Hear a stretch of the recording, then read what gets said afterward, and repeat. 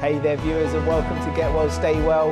You're watching Revelation TV with myself, Cyrus Fernando, and as every week, delighted to be joined by Felicity. How are you doing, Felicity? Hi there, I'm absolutely fine. I'm in the pink, as you can see, and we've got a clip today about golf, which is really great for me, and it's going to be fun because it's in Australia, so I thought a bit of sunshine in February would be good for everybody. Excellent. I think we need to just give a little bit of sunshine to everybody right now, isn't it? 'Cause definitely. The weather hasn't been great, but we just want to just lift up the mood a little bit. There you are, the sunshine of our smiles. We have to do that. And what else do our viewers have to look forward to doing Well, today? we're going to have a really interesting day today. We've got a little bit on candida, which is a fungus that grows in the body, and a lot of the doctors are saying now that the fungus is actually the start of cancer in our body, so it's really important to address the candida.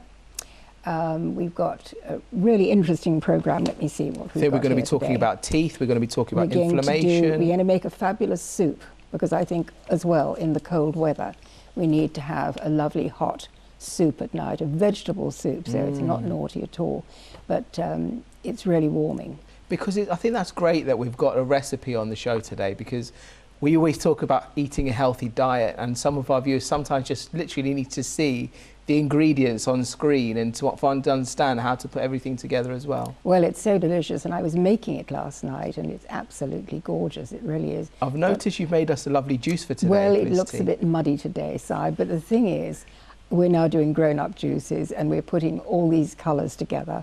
So this is a big boy juice, is it? This is a big boy juice, absolutely. And we've got, again, based on the cucumber, with some apple, with a little bit of tomato, some grapes to sweeten it, some lovely green spinach, and a little wheatgrass, of course, because I always put the wheatgrass in as well. I just stir it in. If I'm not actually growing the wheatgrass, what I do is get some powdered wheatgrass, and the one I've got is called Super Greens, and it's also got chlorella and some spirulina in it, so it's extra strong. And so there we are, we're going to have an extra strong program today. Excellent. Great. Well, let's kick things off with a fun VT to start off with. This is called the Underwater Hole-in-One. Let's take a look at this.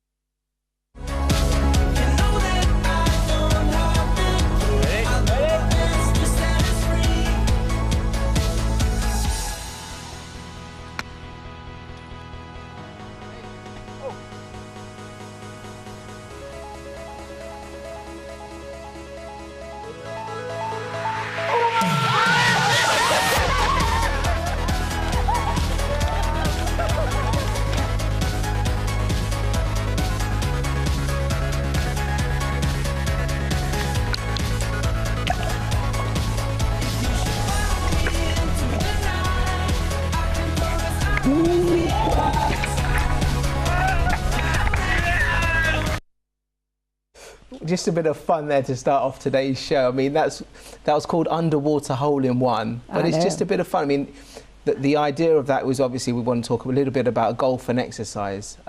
What are the exercise? Obviously, that's not too much exercise because that's just hitting the ball. But well, that's overall, golf really is lucky. exercise, isn't it? Yes, of course it is, because you walk, you're carrying your clubs, which I still do. I only carry a few now, but I used to carry 14 clubs. In fact, I found I could play just as good golf with only 5 clubs, and I got down to 9 handicap with 5 clubs. Wow. And I had 5 holes in one side. Oh my goodness. Would you believe it? I had one in Jersey, just when I became lady captain. That wasn't when you were playing crazy Couldn't golf, believe was it? it? No, this was a real thing. Number 2 at Royal Jersey. I can see it now. Wow. And I was playing with all my friends with the past captain. I was just about to become captain that week. And one of the girls said, "Oh, I think it's in the hole." And I said, no, because, you know, it was a big green and it was a bit of a curve on it. I thought, no. But we got there and there it was in the hole. Now, when you did that shot, did you think, I'm going to go for the hole-in-one, or what were you thinking? Well, I always do. You know, golf is like the rest of life. It's 1% inspiration and 99% perspiration. Yeah. I did a lot of practicing. Exactly. Because my children they were all busy, you know, at school and doing their homework in the evening. So I used to say, right, I'll go out, and we lived next to the golf course, And I would go out and I'd hit ball after ball after ball, because I quite like practicing like that. And so, of course, as Gary Player used to say, the more you practice, the luckier you'll get. Exactly. So the first one was in Jersey, then I did 2 in Portugal, I did 2 in Scotland. And then I had great fun because I was invited to go to the Hole-in-One World Championship, no less, in America, which was off handicap, obviously, so I wasn't a scratch golfer, but I managed to win that as well. And it was huge fun because you were suddenly with about 100 golfers who'd all had several holes in one. And, you know, I felt quite embarrassed. I'd had 5 until I sat next to this guy at dinner who said, oh, I had 17. Wow. So that put me back in my place. But the point that you've just mentioned there, Felicity, is when you set your mind to something in life, you can achieve it. And it's something I'd love to give some encouragement to any of our viewers out there today. If you focus on something and just believe in yourself, and that's where also God comes into it, having your faith in God, you can absolutely achieve anything you set your mind to. And I think that's a great way of thinking, That's right. isn't it? In Christ Jesus, we can do everything. And it's having that focus. And so we're all going to be focusing on this wonderful new juice challenge that Leslie's going to do. And I'm certainly up for it. I'm going to go juice only for 28 days. I'm almost there, so for me it's not too much of a challenge. Yeah. But I think it's such a great idea, and we're going to have such fun. Yeah, because that's the point. We're all trying to motivate each other at the same time, isn't it? And that's a great little booster as well, because it keeps the interest. Oh yes, and I think this is quite a good time of year to do it as well, because, you know, people can really concentrate. In the summer we've got holidays, and when you go away it's difficult to stick with your regime. But once you've got your juicer going, and you know, the thing is, after a few days of feeling deprived, you suddenly start to get the benefits.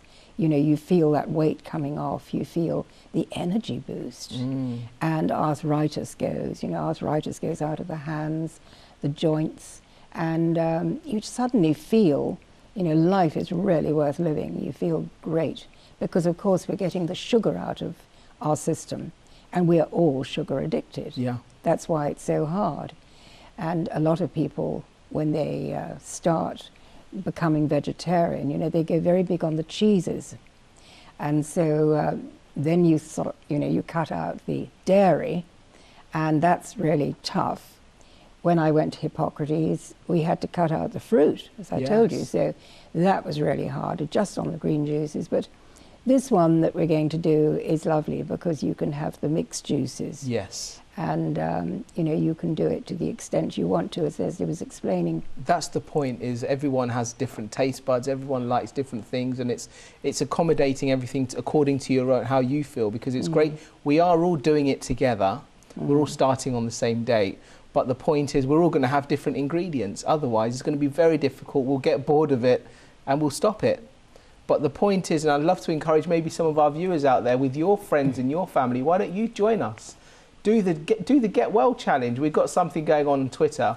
It's called the hashtag Get Well Challenge. And we just want to hear your stories. We'd love to hear your testimonies. Have you started to change your diet? Because it's great that you can start juicing, and even more importantly, you start removing the wrong foods. Am I right, Felicity? That's right. You have to eliminate, really, because if you try to do the juicing without eliminating the bad things, you're just going to reabsorb in the colon. So that's why we do the colonics at the same time. And you know, getting off the sugars is just amazing. And the sugary drinks, I think, are probably the most lethal thing, because a lot of the girls I know who were trying to diet, and I would never diet, I just try to get fit, but they would just start drinking a lot of Coke, Diet Coke, which of course has got aspartame in it, which is really lethal. And Coke also has cocaine, it has all kinds of toxins in it. But we are all addicted to the sugars. So a tonic water, for instance, lemonade, has got about 8 teaspoons of sugar. No wonder they taste so good. But with the juicing, you start to get the good sugars, because of course the body does need the right sugars to make energy. But it's wonderful to be able to just change, to substitute this sort of drink for the Coca-Cola and the sugary drinks. Well, we've got a clip, a VT now ready for you. So let's take a look at this. This is talking about the fizzy drinks and also the dangers that it can be to your teeth. Let's take a look at this.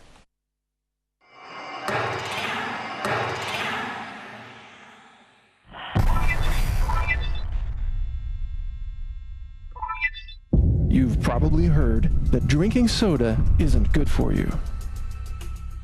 People say soda contains high fructose corn syrup, which causes diabetes, or that diet soda contains aspartame, a chemical sweetener they say causes brain tumors. But you never hear about phosphoric acid. That's the acid found in nearly all sodas. Here it is in Coke and Pepsi. There's an urban legend that says a can of Coke can dissolve nails or be used to clean rust off your car's bumper. I doubt that's true, but what about teeth? Can phosphoric acid dissolve your teeth? We're going to find out. Welcome to Food Investigations.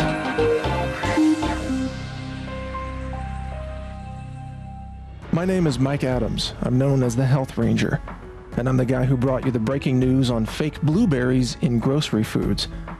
My laboratory, the Natural News Forensic Food Lab, also exposed these mysterious fibers found in McDonald's Chicken McNuggets. Now we're going to put teeth to the test and find out what phosphoric acid really does to them. Are you ready? What you're about to see has never before been shown in any video. This is a microscopic video of teeth from a wild boar in Texas. Notice how the surface of the tooth appears to be quite smooth. It's also very durable and difficult to scratch. In these close-ups, magnified over 100 times, you can see the smooth, almost shiny surface of these teeth. Now let's find out what happens when you bathe these teeth in phosphoric acid, the same acid used in commercially available sodas and soft drinks. There. What you are now seeing is the world's first phosphoric acid chemically reacting with tooth enamel. The bubbles you see being formed are the off-gassing of the chemical reaction between the phosphoric acid and the calcium-based tooth enamel. You are literally watching the acid eat these teeth.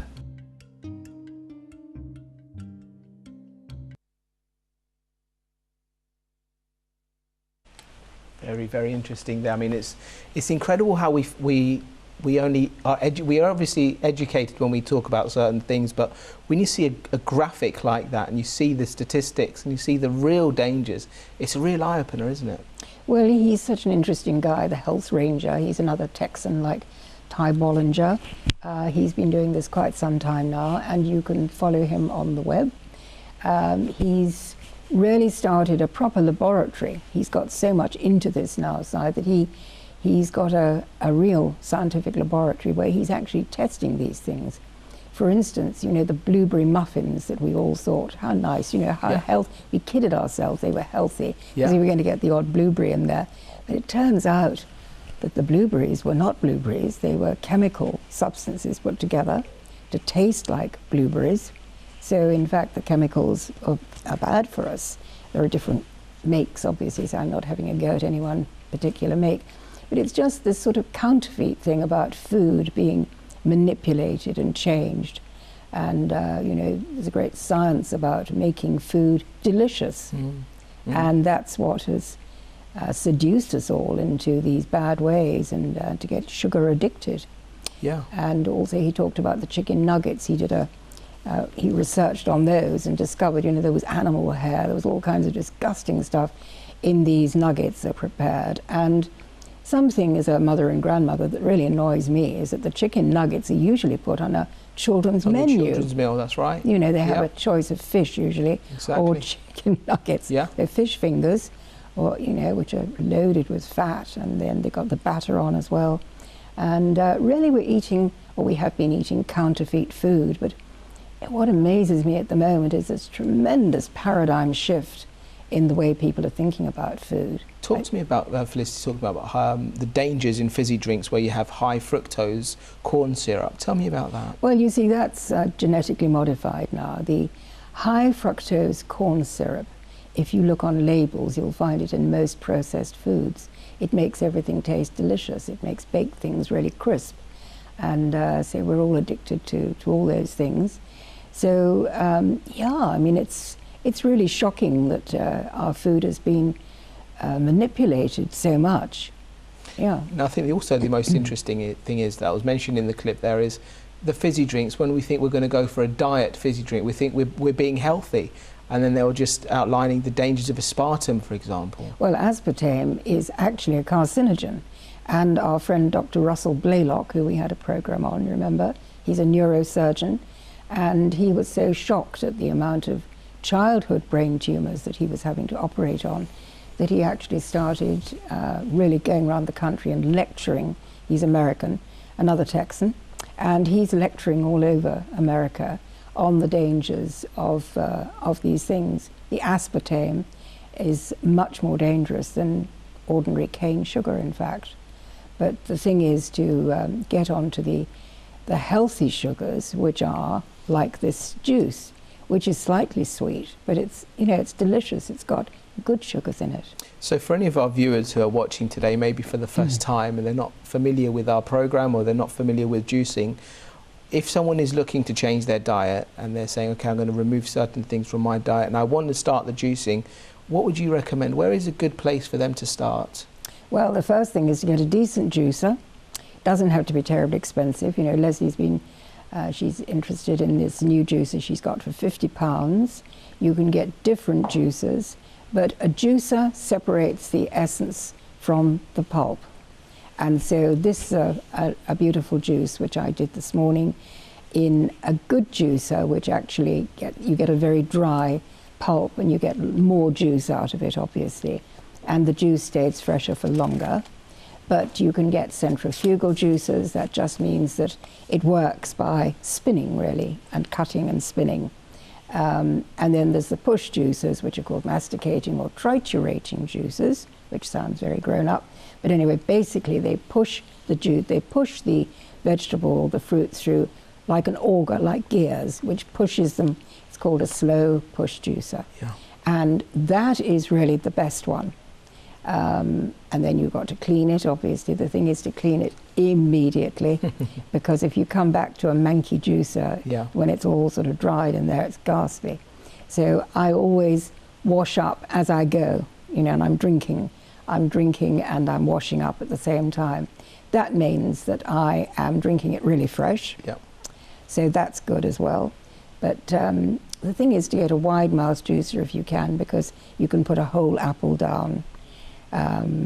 I've got a Jack LaLanne juicer as well, which was a less expensive one. But when I was juicing for my church after the services, you know, I was exhausted and I start juicing as well, pushing all these carrots down. So you can sort of get 4 or 5 carrots in at the same time. So how long does it take you to make a juice on average? Well, to do it as a fast way with the Phillips, you can do it in a minute. Mm-hmm. It's the preparation of cutting up the vegetables, as you know. Or maybe your wife knows better than you. I don't know. No comment. Okay, but it's the preparation, it's washing the vegetables, trying to get organic if you can, because, you know, I always used to think that was a scam, but the more I research into these things, I realize we do need definitely to get organic when we can. Yeah. And you've got to chop them up to get them into the machine, if you have a machine like mine. Otherwise, you pop it all down with the big wide mouth juicer, you pop the whole apple in.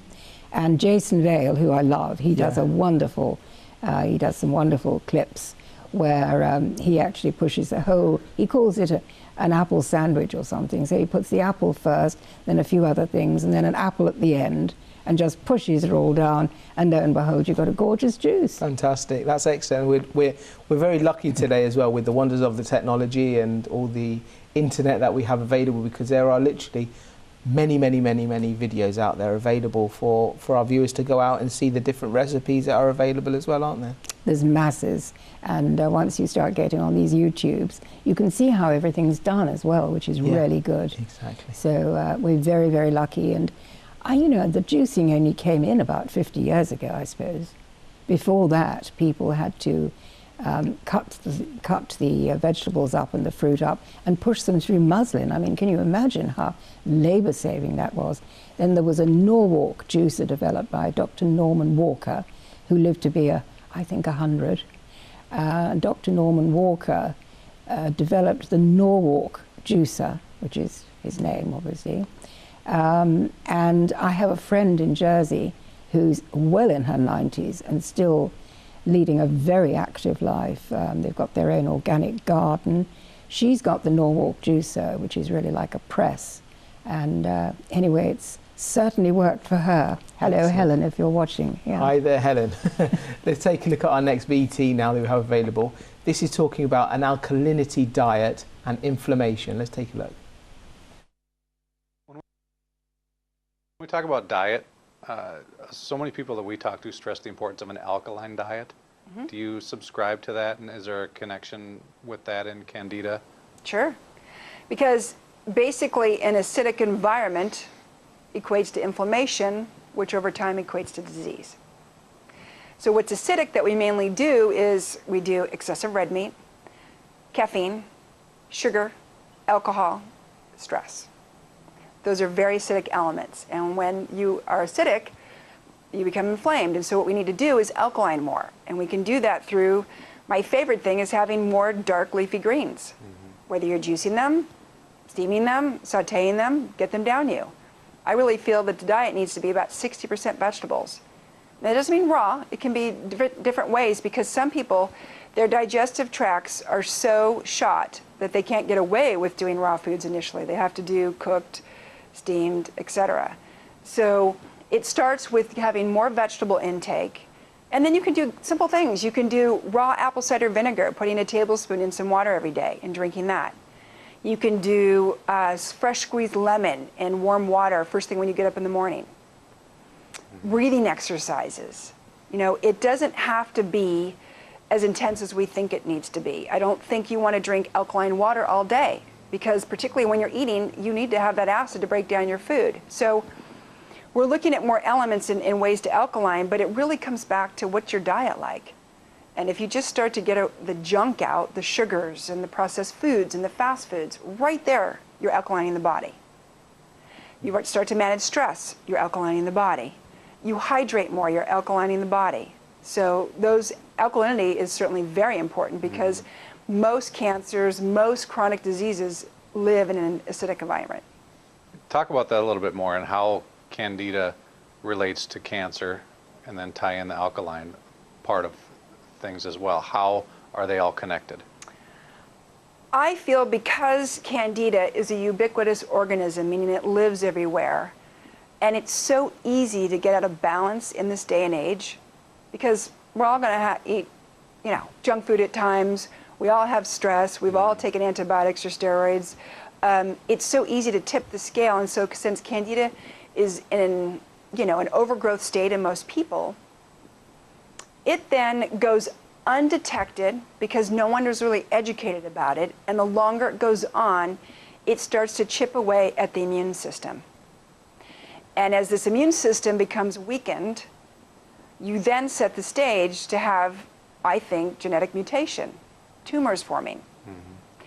Now, there are theories. There's an Italian doctor that does feel that fungus is cancer. And Dr. Doug Kaufman, I feel that we're very much in sync in believing there's a very strong connection, because I don't think you can have cancer without having fungus. I think they go hand in hand. Can I say fungus is all cancer? I don't know, but there certainly is a very strong connection.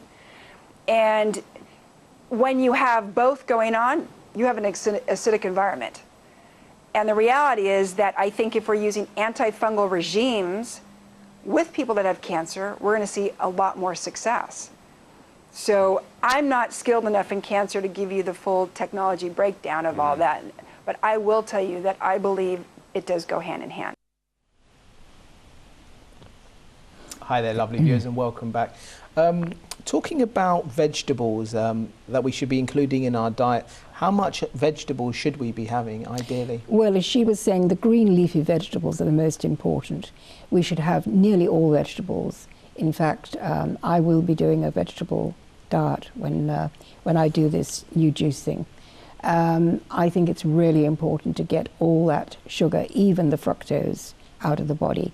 And she was very interesting, I thought, about the lungs, because when we get candida in the body, it can get into the lungs. Mm-hmm. And I know in my instance, I actually did have candida in the lungs, which was causing what the doctor said, oh, asthma or emphysema or something. And I thought, no, I haven't got those things. But in fact, I think I had candida in the lungs, which is very frightening, and people get very clogged up, and then they're put on all kinds of drugs. So when we cut out the sugars, we can actually get rid of that. We starve that candida, we starve that fungus. And Dr. Tullio Simoncini, who is the Italian doctor she was referring to, he's curing cancers because they are funguses, and he's actually getting rid of them with bicarbonate of soda, one of my favorite things. Interestingly, my friend Dr. Veronique de Saulnier in America got rid of her breast cancer by drawing out the tumor which was in her breast. She drew it out onto the skin with this black salve stuff that a lot of people are talking about. You'll read a lot about that at the moment. And it's a dangerous thing to do, of course, if you're not a doctor yourself, because you've got an open wound on the chest.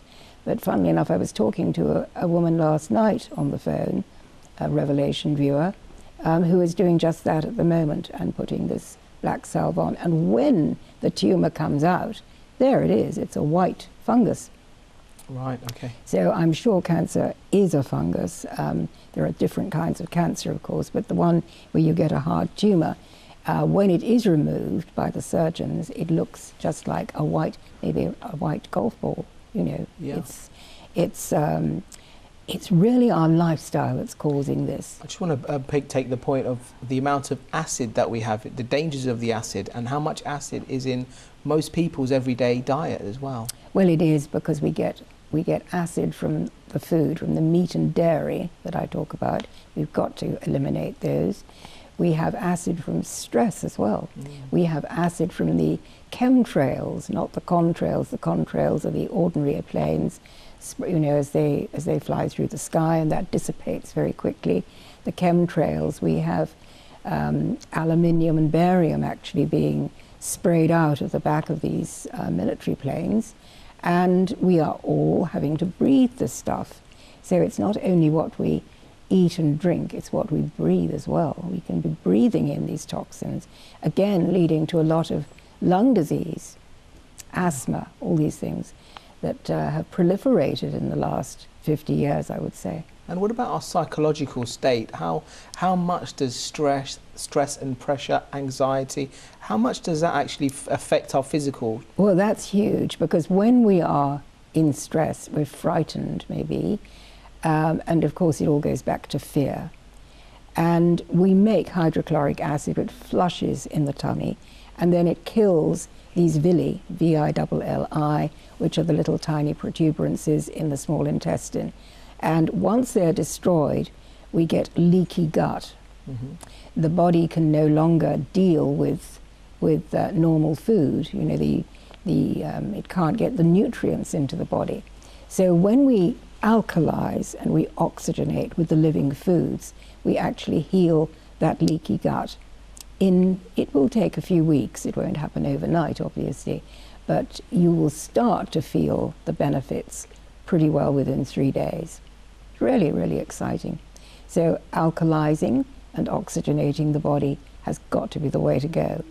And cancer cannot live in that environment. Cancer really can't live when we are well oxygenated and alkalized. So really very interesting. I thought her name was Anne Barocchi. I thought she was extremely good. And people can look on that YouTube and see exactly what she goes on to mention. So definitely cancer lives in an acid environment, and we can protect ourselves. Now, you were talking about leaky gut. We're going to play a VT, and sorry, excuse me, sorry. I'm glad it was yours, not mine. We're going to be talking about leaky gut in a moment now with a VT that we're going to have available. What further information can you give to our viewers about that? The leaky gut, well, it is caused by the villi, which I've just explained. The hydrochloric acid floods, destroys the mucous membranes in the intestine. The villi are destroyed. They are the little protuberances that actually absorb our nutrients into the body, into the bloodstream. So the leaky gut develops as we get on the wrong diet, when we get stressed, and then can lead on to Crohn's and celiac and all kinds of digestive diseases, for which then we're given all kinds of drugs which further exacerbate the problem, basically. Okay. Well, let's take a look at our next VT that we have available. This is how we can fix a leaky gut. Let's take a look. Hey, what's up everybody? It's me, Amir. In my last week's video, I was talking about leaky gut. If you missed it, click the link right there. Right now, I'm going to be explaining to you how you can actually take certain steps to help you plug up the holes in your body and make you feel much better. If we remember from last video, we had your cells, right? So we're going to draw out your cells right here.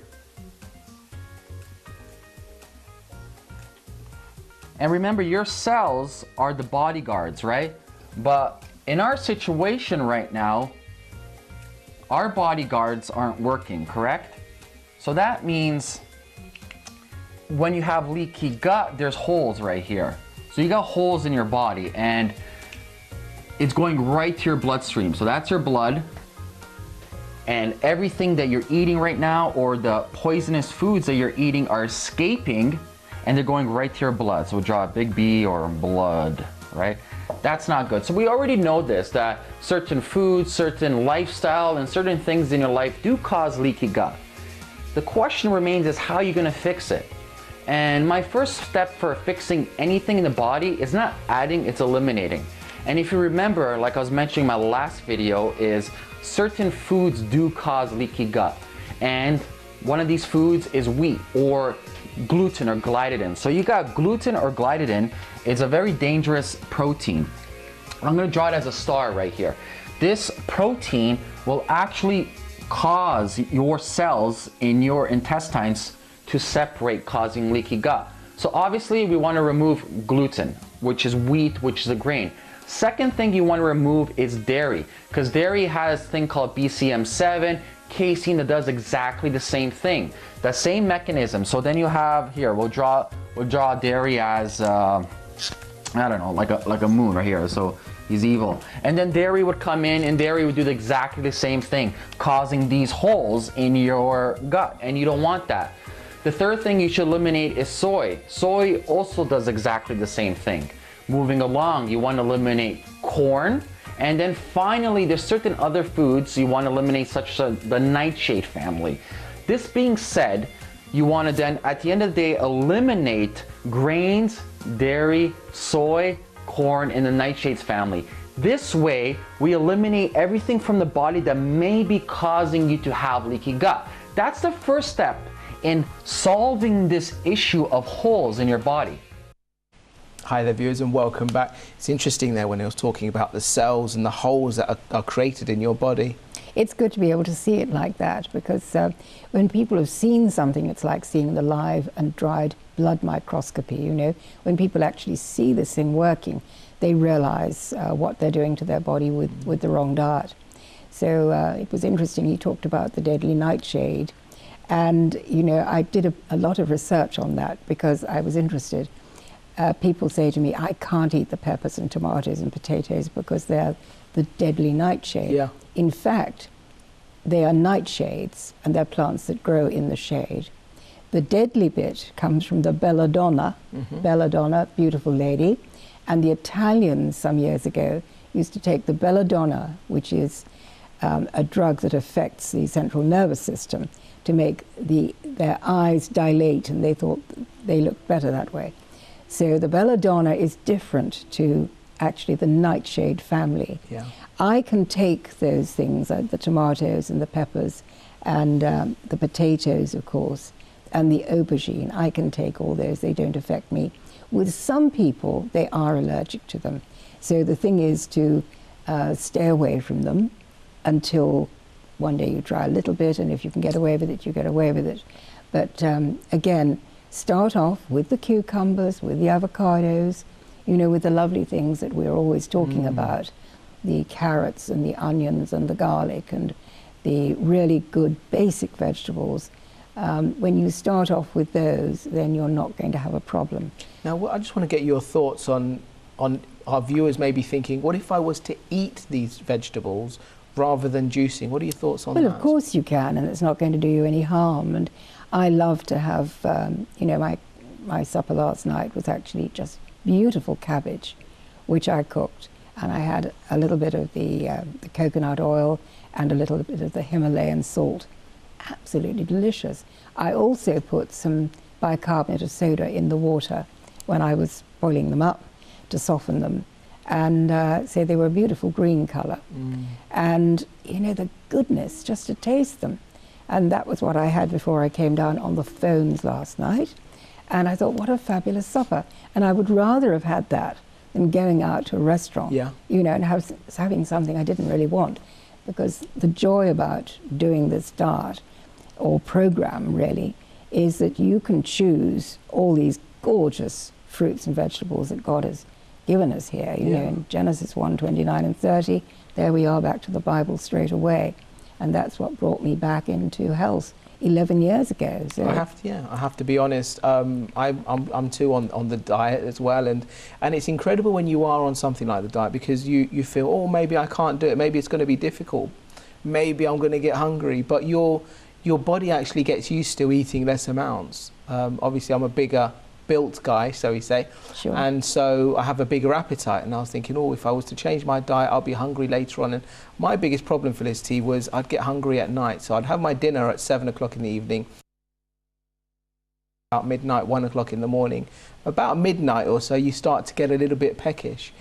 Whereas, to be honest, now I've changed my diet. My whole system has got used to eating smaller amounts. I don't get those kind of I don't get those little kind of hungry for snacks or anything like that. I mean, that's impossible. You know why? Because your cells are saying, right, you have fed me the right thing. So we're not craving to get the next cup of coffee or donut or whatever. You know, we don't have this hunger anymore. And so late at night, the thing is to have another juice. If you feel peckish, you know, have a cucumber apple juice. And that is going to just settle you, give you good nutrition through the night. Yeah, I mean, you and I work late hours, obviously. I'm working sometimes because I'm researching and I'm so interested in what I'm doing. I look at my watch, you know, and I go, oh, it's 2 o'clock in the morning. That is so stupid, because when you've had cancer, as I have, you're supposed to go to bed about 9 o'clock at night, calm down, read the Psalms and do all the right things and have this wonderful 8 hours sleep. But of course, doing what I'm doing is so fascinating that, you know, I just go on researching. And living on your own, of course, you can do that. You've got no one to say, hey, you know, come on, do you know what the time is? So this sort of 8-hour cycle thing is really good.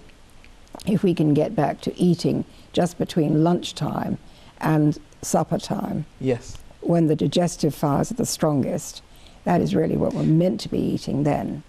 So juice for breakfast, juice mid-morning, juice at lunchtime, and as we're going to do on the new juice program we're going to do, that's what we'll have. But how many juices are there through the day, Felicity? If we do the challenge? Well, if you do the Gerson, it's a juice on the hour, every hour. But we're not going to be doing Gerson. We're going to be doing this lovely program that has about 3 or 4 juices. But of course, you can add, you can blend in with them an avocado or a banana to make them more substantial. So then you're not hungry. But you see, once the cells are actually being fed the right thing, you don't get this craving for food. You don't get the craving for the chocolate anymore, the craving for the sugar. Because remember, I was addicted to cappuccinos loaded with sugar, and Frosties for breakfast and all the other things that I have divulged about my sad past. But it's true, and now I feel better. I think I look better. I can certainly work much longer hours than I ever did before. And what about the importance of detoxing and doing like the colonics? How important is that when you're well, looking to do a juicing? They're vital, and I'm delighted that over the last few days I've had lots of people ordering the kit. I don't make much on it because by the time I've posted it from Spain, you know, it's all expensive. But the thing is, people are actually learning that they've got to eliminate the toxins, because people have got so many toxins stored in the body. If we've been eating the SAD diet, you know, the standard American or standard Anglican diet maybe, if we've been eating that kind of rubbish for a long time, we have got a lot of waste in the body, which we literally can't get out just with the juices. We've got to do the colonics. And when I had pancreatic cancer, obviously 11 years ago, and was so ill and dying, I did 5 of these coffee colonics a day. Yeah. With the, you know, the coffee actually stimulates the liver to throw off the toxins more. It's not the same as drinking the coffee, which is so bad for us and dehydrating and toxin, but you're putting this into the colon, which is immediately going to be expelled. And it's just a big shock on the liver to release more toxins. So, as the doctor was saying, you first have to eliminate, really, before you start getting the benefits from the juicing. So, it's really great and used to be common practice in the medical world. Now, you do have a website, don't you, Felicity, where our viewers can log on and get loads of information. Loads of information, and I'm putting more on at the moment, doing lots of new articles, and I've got a really good one on the colonics, the enemas and the implants, and people can get the kit if they want to from there. And the thing is, it's all about information, you know. It's all about education, not medication, really. So I think it's really great that we're going to be moving on to the Get Well Challenge and the Juicing Challenge. We're going to have a wonderful February. Yeah. It's going to be really exciting. Exciting, very exciting. Yes. And once again, I'd absolutely love to encourage you guys to get involved and join with us, and let's support each other. Remember, if you're on Twitter, it's #GetWellChallenge. Maybe you can also contact Felicity if you visit her website. She'd love to hear from you as well with your updates, and we can all be in it together. So let's take a look at our final VT for today. This is talking how to prepare the most tastiest and beautiful vegetable soup. Let's take a look at this. We're just going to go to that VT in a second. Now, we were talking earlier about juicing. Now, this is on the other side. If we want to boil fruits, boil vegetables, what are the benefits of that? Of boiling them? Boiling, yes. Well, you don't want to boil the goodness out of them. So 105 degrees Fahrenheit is when we start to lose the living enzymes. And if you think that our body works in the high 90s anyway, normal temperature, it's not very much hotter, 105. So we don't want to really cook at high temperatures, because then you lose the goodness straight away. By the way, the water that you've cooked the vegetables in, you can use that as well, because that's got a lot of the minerals that's being leached out of the actual vegetables, and you can drink that. You can put that in your juices as well. Fantastic. Well, let's take a look at our VT. This is how to make a delicious vegetable soup.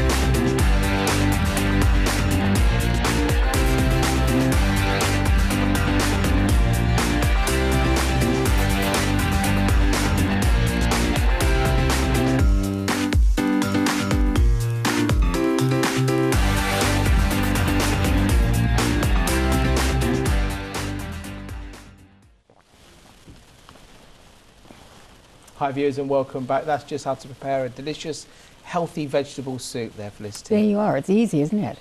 So you could make it for Francesca tonight. How about that? Let's go through some of the ingredients that were used.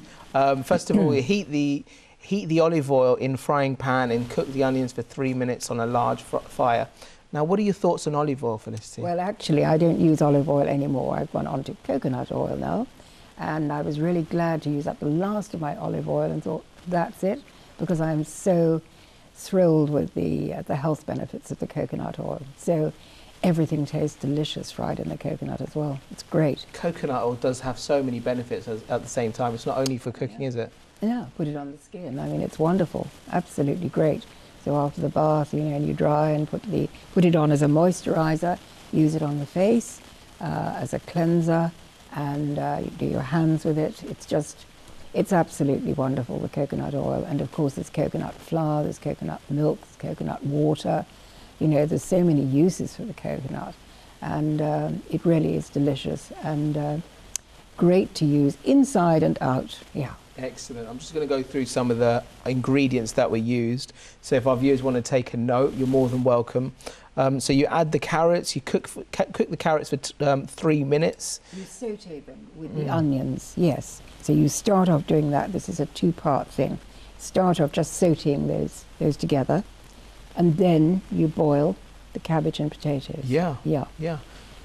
And then you add your carrots and your the potatoes and everything else in together, the onions, which of course are lovely when they've been sauteed in the onion. The onions sauteed in the coconut oil, you know, taste really delicious and much nicer than if you gives them extra just flavour, boiled doesn't it? Absolutely, yes. Excellent, Absolutely. fantastic. And then you obviously add the water to boil again with the red peppers and the chicken broth. Yeah. Reduce the And you heat. don't have to use the chicken broth either. You can use a vegetable broth. And last night I actually used a vegetable bouillon, you know, one of those cubes, which is a lovely taste. Fabulous. Fantastic. Yeah. So just to, if you guys want, if you're taking notes, I'm going to start from the top and I'll just read through the ingredients and you can, please do take notes. So we're going to start off, you heat the olive oil in a frying pan and you cook the onions for 3 minutes on a large fire. You add the carrots, cook this for 3 minutes and then turn off the fire. Boil the water in a pot 3/4 full on a large fire and add potatoes and cabbage. When the water boils again, and add the red peppers and the chicken broth. Reduce the heat and cook for 10 minutes. After 10 minutes, you add the peas and cooked onions and the carrots. Add a little bit of salt and pepper, tomatoes, parsley, cilantro, and cook for 5 minutes. That's something that's quite easy, simple to use. We had that lovely VT there, courtesy of YouTube. So the beautiful thing about the wonders of the internet that we have today is you can obviously just go on the internet, take a look at the video, see exactly how the ingredients are prepared and see what works for you. Isn't that right, Felicity? It's so easy to make, and of course that's delicious, and you can keep that, you know, you can reserve the rest or you could freeze the rest. And basically you've got this beautiful soup, and when you come in on a cold night, it's so cozy to have the soup at night. And of course you're having all the nutrition and all those gorgeous vegetables as well. So there's absolutely nothing wrong with having beautiful vegetable soup. Now, obviously, you mentioned in the VT there, you add a little bit of salt. What are your thoughts on salt, Felicity? Well, the thing is, the sodium chloride is really bad for us. What we need is the Himalayan beautiful pink salt, which has all the minerals in, because again, they've refined the salt, you know, and the kind of salt that we buy normally in the grocers has been refined, doesn't have the goodness in it. It's just not the same as the natural salt. And we do need to have those natural salts. You know, the cattle die unless they have a salt lick to actually go and give themselves some salt when they need it. And so it's important that we get the right balance with potassium and salt, of course, as well. And you're getting a lot of potassium in the vegetables. So it's all right to add a little bit of the Himalayan salt. Salt is also very good, a few drops of salt for people who've got asthma. And very often their electrolyte balance is wrong. That's interesting. So when you come back to giving a little bit of the Himalayan salt in water, just a few of those beautiful little crystals, and you'd be surprised how that is really good for throat things and respiratory problems. Now, a question that some of our viewers might be asking out there is, I want to change my diet. This sounds great. I want to eat more vegetables and fruits and remove all the red meats and the dairy from my diet, but can I afford to eat healthy? What are your thoughts on that? It's much cheaper. Honestly, it's much, much cheaper. And I reckon about 20, 25 euros a week is all I need to actually get those beautiful carrots and cucumbers and onions. And, you know, that's all I live on. So I never have to go to the butcher's. I haven't been in a butcher's for years, thank goodness. And I don't buy the fish anymore. So basically, it's very inexpensive. Okay, we're just coming towards the end of today's programme, Felicity. So if you'd like to just summarise to our viewers, what have we covered today? Okay, well, it's been great. We started with the hole-in-one, which was fun. And we haven't talked about exercise much today, but we have to get exercise and weight-bearing exercise, as well as, you know, the flexibility and the cardio. So, as we said, golf is quite a good one. It's fun as well, and you're out with other people. We looked at Mike Adams, who talked about the blueberries and the chicken nuggets and the Coca-Cola, which of course is filled with all kinds of things we don't need in our body. We talked about candida as well, and we made the soup. There you go. It's a packed show that we've had for you today, viewers. Thank you so much for joining us. Felicity, thank you so much for your information, as always, every week. I'd like to remind you that we are live on Revelation TV every Friday, same time, so please do keep an eye out for us. Thank you, viewers, for joining us. Remember that we have a catch-up service on our website. So on revelationtv.com, we're doing the Get Well Challenge, twitter.com/RevelationTV is our page. Thank you so much, viewers. Take care. God bless. Have a great day. Keep smiling.